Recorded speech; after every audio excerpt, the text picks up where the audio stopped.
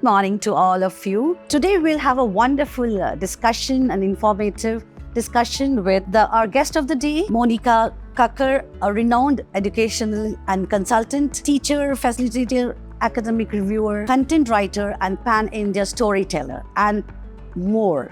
There's a long list. Madam, it is a great honor and privilege for us to have you with us. And with great respect and gratitude that I welcome you today to our session. I'm truly honored to have this opportunity to learn from your vast experience. Few days I have just gone through your experiences and it was vast. So a few of the snippets we would like to get from you.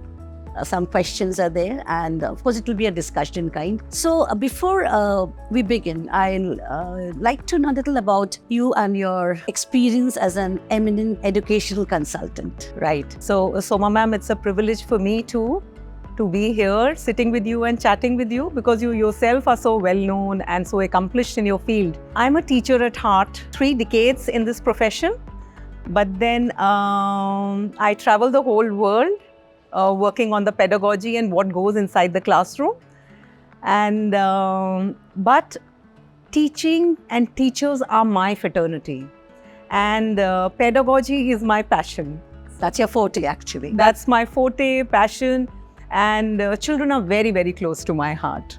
Could you share what prompted your transition from being a teacher and then, to becoming a teacher's trainer? Okay, so I'm an army wife. So, we are very nomadic in our lifestyle. And for the longest time that I know, I was a teacher.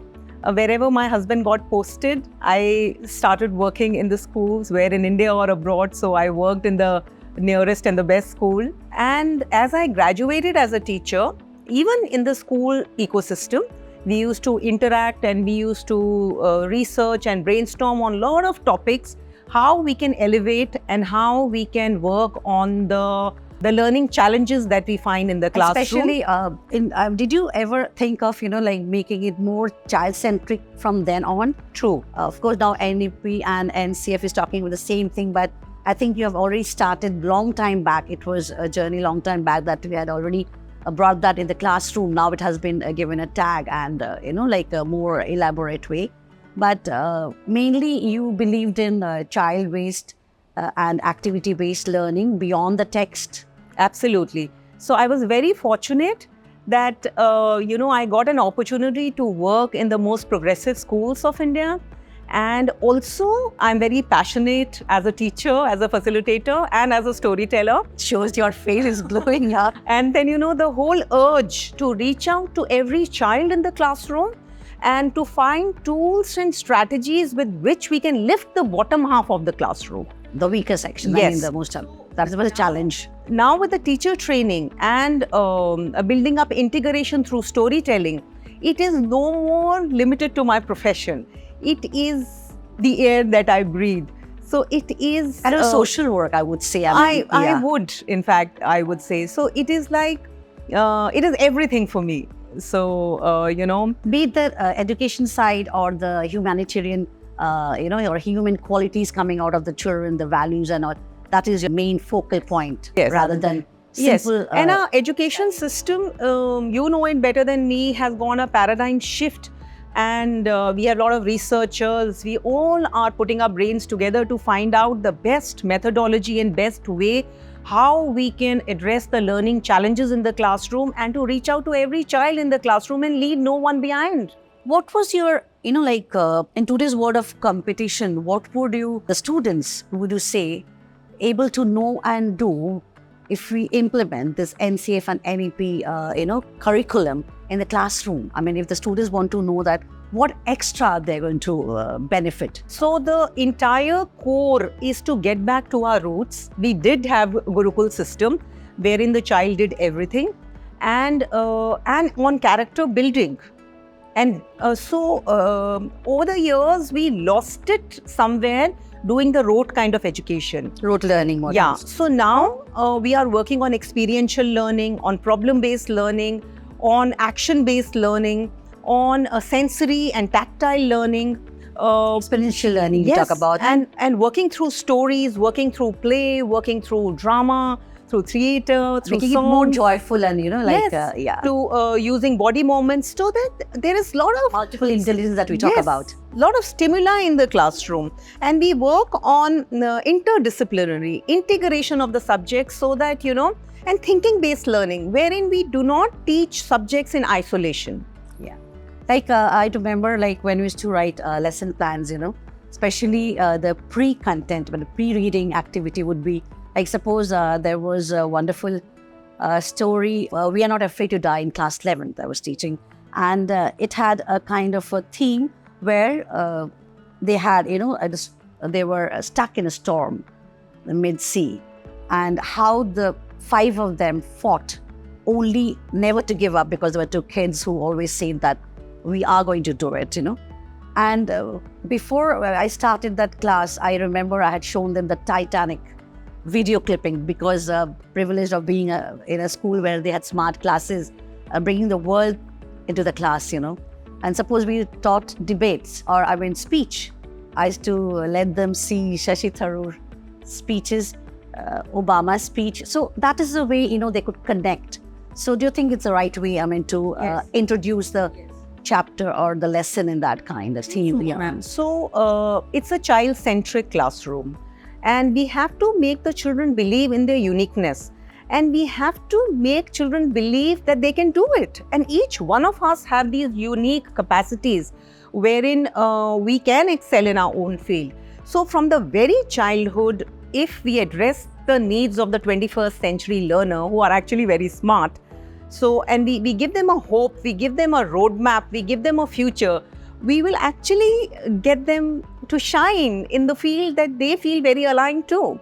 And NEP 2020, NCF 22-23 is all saying the same thing, that teacher is like a facilitator, wherein she gives a lot of opportunities in the classroom to teach a content in different ways, so that she reaches out to everybody through different mediums and different styles. Actually, I would say, like, it's like a puzzle solver, like they know, they have the idea, they have the knowledge.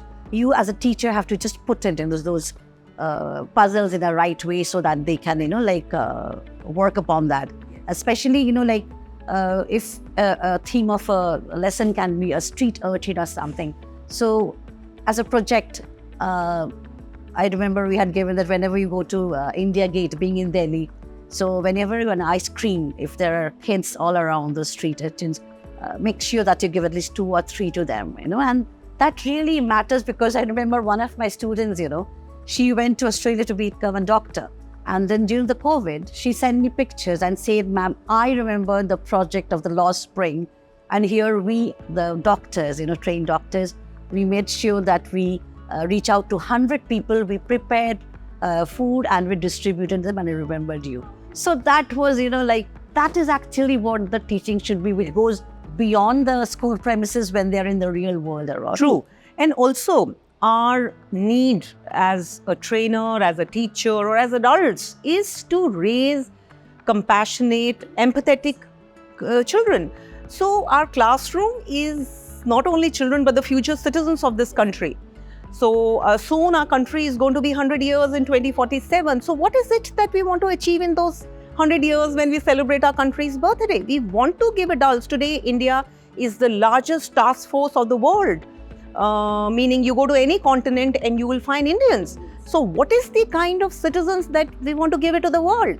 So we want our children who are compassionate, who are thinking, who are empathetic, who have very strong character, who know how to articulate their thoughts and put forward them, and who are big time critical thinkers.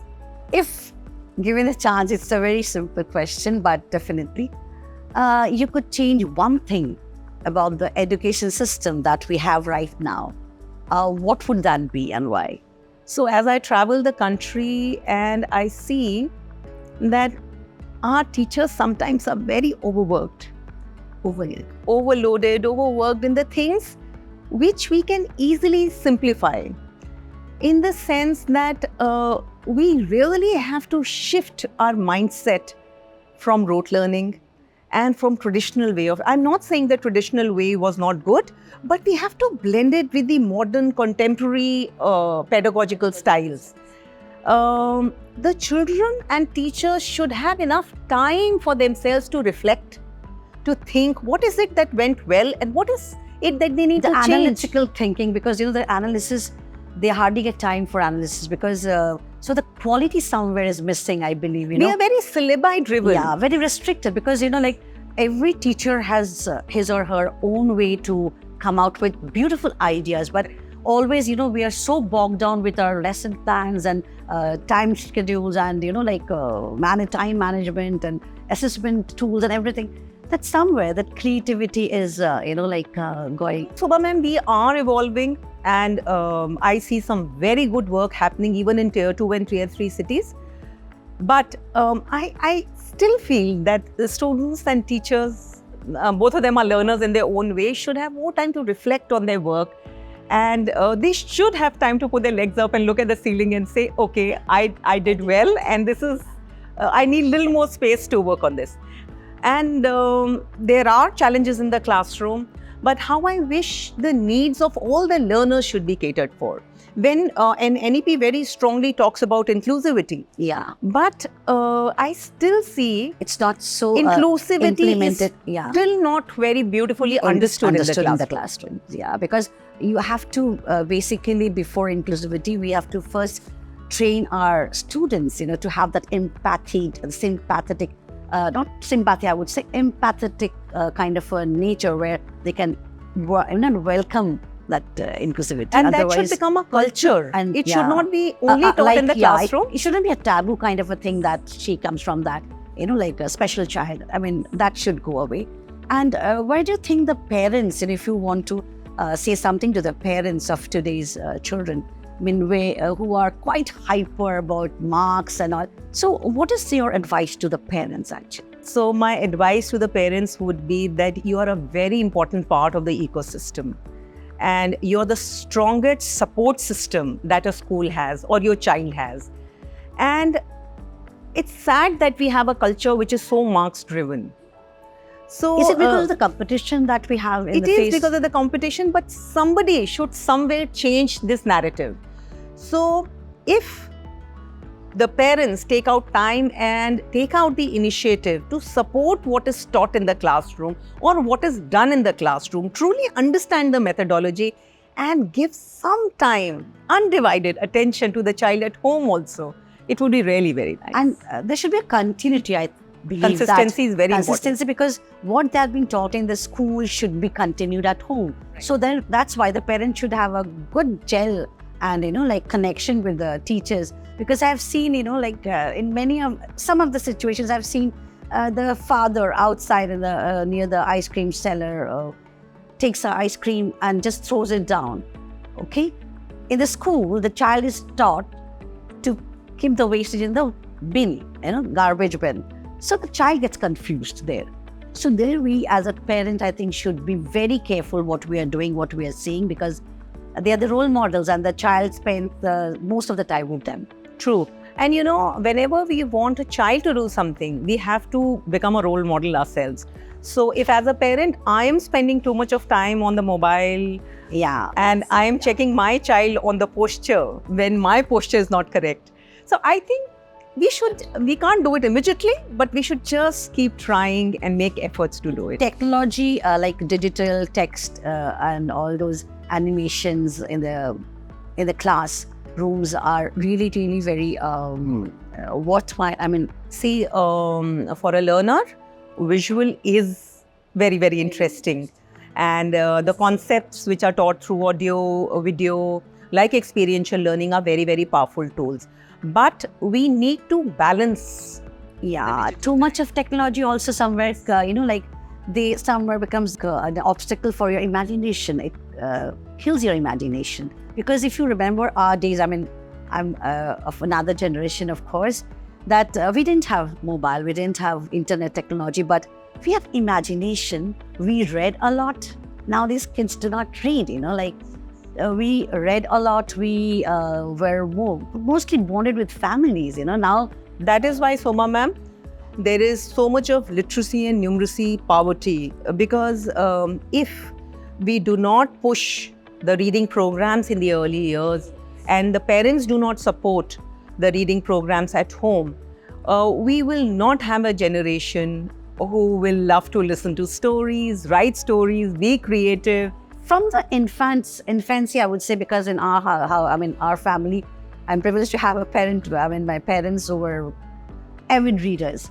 So I made sure that I made my kids avid readers too, because that is how it comes. So reading is another thing that I think we should focus on, and of course, it's been taken care of before going to the text and explaining letter.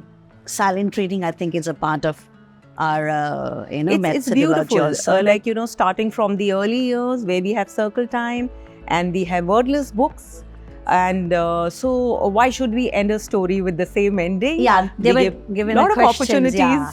We had questions like, Yes. What would you like to have as an ending? So the child gets that kind of an opportunity to write, like what. And when we introduce our children to the books, it's like a world of words. So you take the child to that country. Suppose I'm reading a book on Japan, I get to know about their culture, about their clothes, about their personality, so much more.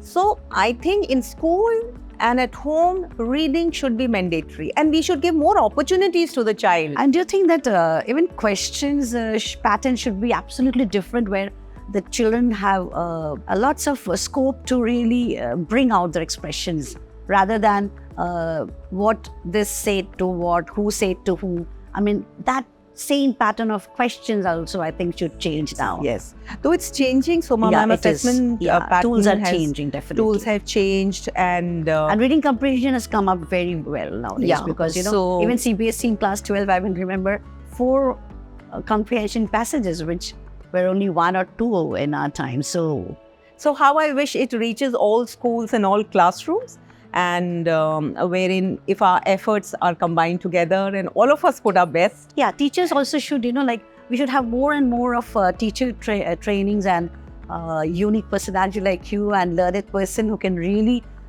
through your wisdom, through your, informations, boost up their, kind of. But then somehow I feel that teachers should also be, treated in the sense that they have that kind of confidence also, and liberty also to really input whatever good ideas they have. We are changing, and I'm sure in couple of years we are going to be there. Yeah, that's a very good. I mean, I really wanted to be a part of it, because not only teacher training, so many ideas we have. I mean, for a class 1 child, we get some ideas and unique ideas, See, in performing arts, and when we work on performing arts and art integration, and like I being a professional storyteller, stories are playing a very dynamic role in the classroom. Integration is happening so beautifully through stories.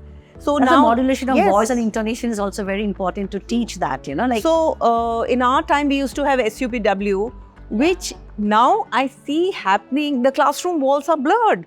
So you have dance, drama, moment, a movement in the classroom. You have storytelling, theatre, all happening to explain a concept, which is so beautiful. Yeah. They are learning beyond the text, and also, so it's really a good, I should really hats off to education system. Of course, we should be proud of our education system now, because it's really how it's evolving. It's evolving a lot, and definitely for a better future. What drives you? What made you so unique? I mean, what is the driving force? I would like to know. So when I was a very young mother, I regularly used to read bedtime stories to my boys. So one night I asked them, do you want to listen to a normal fairy tale, or would you like to listen to Monica fairy tale? And they chose Monica's fairy tale. And that was the birth of a storyteller. From there, I started thinking, observing, writing short stories, and started telling short stories in a very simple way. I understood that storytelling is so beautiful, and you can say such complex things through a simple story. And I understood in my classroom situation, when I had to work on the children's habits, or on their language, or on a certain thing which was troubling me as a teacher in the classroom, when I ended my day with a story, it went off so well. So my profession is no more a profession now. It is absolutely passion. So with a capital P. And I mean, like, I would just to add that I remember in one of the class 12 classes, I just wanted, because that day it was a last period. Of course, everybody was, like tired. So I said not to go through those, structured text. So I said, okay, I give you one liner. Nobody was at home. Yeah. It was 2 o'clock. I was coming down to get water. Somebody tapped on my shoulder. I looked back and you wouldn't believe, Monica, 40 students wrote 40 different stories and they read it all. It was wonderful. True. When the expressions, they have everything, but we need to extract it from you there. should see how smart the learners channelize are. them into the, like quality things rather than... art is the language of the children. Stories are the language of the children. Meaning, if there is any challenge, and suppose a child has drawn something and colored it of any color, and what you see, and when you ask a child to explain the drawing, you will understand the entire mindset or a problem or a trauma that the child is going through. So art is not what you see on a piece of paper. It is so much more. The one the artist knows well, like it's like a Chinese art and European art we spoke about, we read about. So it's wonderful. We had a wonderful time. Thank you so much. Pleasure is entirely mine. Yeah, and I hope to have more of such sessions, which will definitely benefit a lot of people who are going to watch it. Okay, thank you so much, Monica, from the core of my heart. Thank you so much.